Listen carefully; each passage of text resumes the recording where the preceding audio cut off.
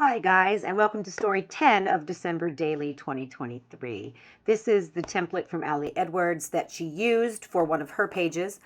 And so today I'm going to be kind of following her lead.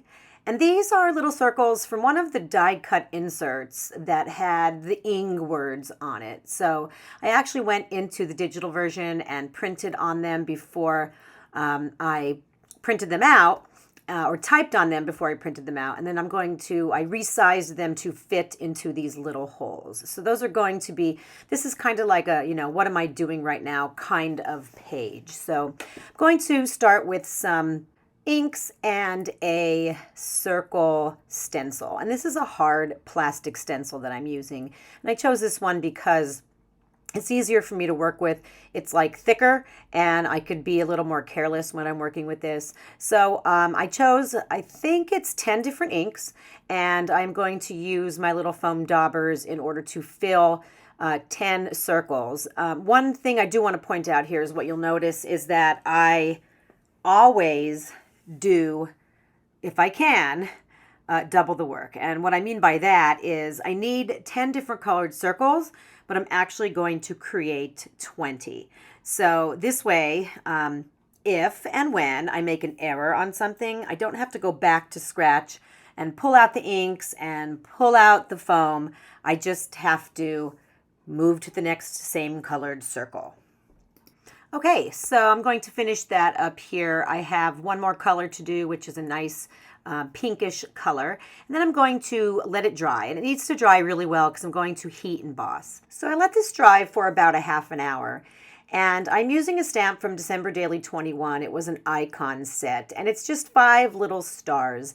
And I'm going to use my ink, the Versamark ink, to stamp on the circle. I'm going to use some white embossing powder, and then you can see how it turns darker. At this point, you'll see I pull out this static thing, and I purchased it recently and never looked to see how to use it. So if you I kind of sped right through that part in the video, but if you can see, I pulled it out. There's powder everywhere. I have no idea what I'm doing. I put it on top of the ink. It gets stuck. So I guess I should probably learn how to use that tool or what you can and cannot use it with. But anyway, I digress. So you'll see I'm moving through this whole process, and this is such a satisfying process for me. I absolutely love watching that powder melt and turn into the nice dark color or the dark shine. It's so super satisfying. So I'm actually enjoying this very, very much. As you can see while I'm doing this, I do make some mistakes. And yes, there are pieces of embossing powder on my circles. And no, I decided I did not care. And I decided that it was okay because it's authentic. And that's going to be my new thing. I am authentic. So after I'm done, I'm going to just clean up a little bit, and then I'm going to get, I think this is a 1 3/4 inch circle punch, and I'm going to punch all of those out, and they are going to be on my tree, which is going to be on a piece of vellum. I often hoard the vellum, so I told myself this year I'm using it. So deciding how to put that in my album, I will punch the holes, and this will be adhered directly on top of that vellum. And then you'll see that I pull out some, I think this is from last year's December Daily release. It's a nice thin gold washi tape. And I just like it because it kind of makes a distinct division between the background and the tree. So that made me happy.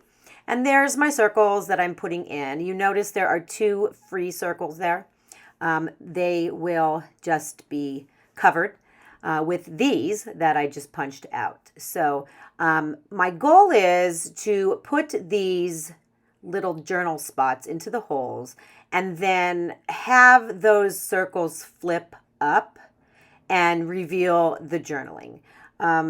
But I really didn't think it through very much as to how I was going to do that. So I ended up digging out of my drawer these magnets that I have used in several other projects. They are sewing magnets in little plastic holders. I cut them out of the plastic, and I am going to make it so that these circles on top, the ones that I just got done embossing, are going to be adhered to the journaling spot via magnets. So here I also decide that I'm going to punch little holes in these circles because now I'm thinking that since I'm not using any type of brad to spin them, maybe I want to put a ribbon through or something. So let me show you how I'm doing this here. I'm taking the magnet and I am putting some red line tape on the magnet, and I'm putting it directly in the middle of the opening.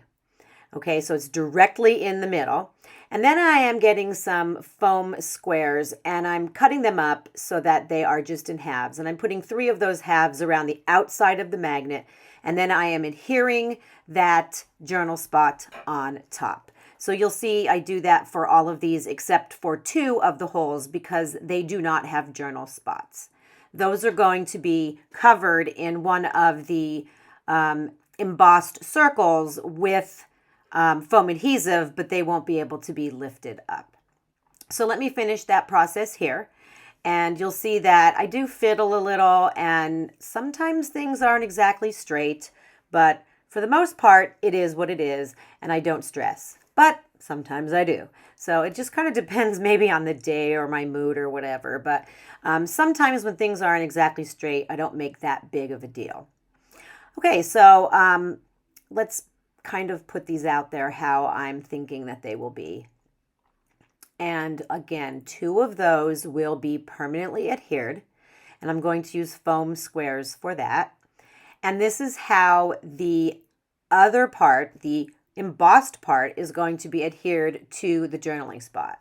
So what you do is you take the other side of the magnet and you stick it on top of the journaling, and you'll see it will just kind of attract what's underneath and it will get it nice in the middle. Might have to do a little adjusting. And then once I get that magnet on there, I will take a piece of red line tape, put it on the magnet, and then put the embossed piece on top. And that's it. Super duper simple.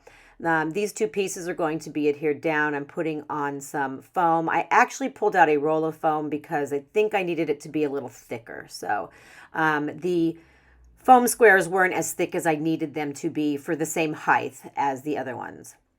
So now I go through my numbers and I found these really big black numbers and I thought, ooh, love them. Except they just didn't look good to me. So I end up using a smaller black one from the Advent calendar.